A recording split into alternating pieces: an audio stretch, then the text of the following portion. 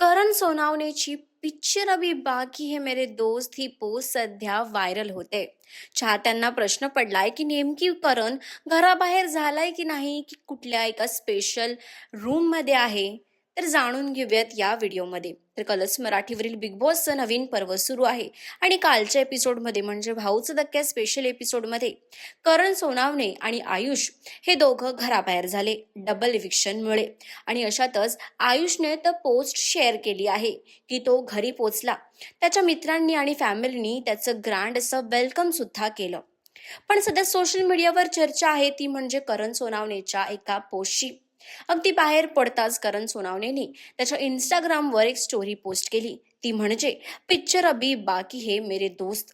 ही post सध्या चर्चेत आहे कारण चाहते असा अंदाज बाळगत आहेत की करण हा सिक्रेट रूम मध्ये आहे आणि सिक्रेट रूम मधून तो सगळ्या घराला चालवणार आहे. कारण त्याने बाहेर पडताच कोणतीही पोस्ट शेअर केली नाही किंवा चाहत्यांचा आभार सुद्धा मानलं नाही आहे.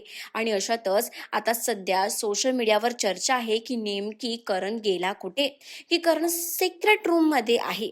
तर तुम्हाला काय वाटतं आम्हाला कमेंट्स करून नक्की सांगा.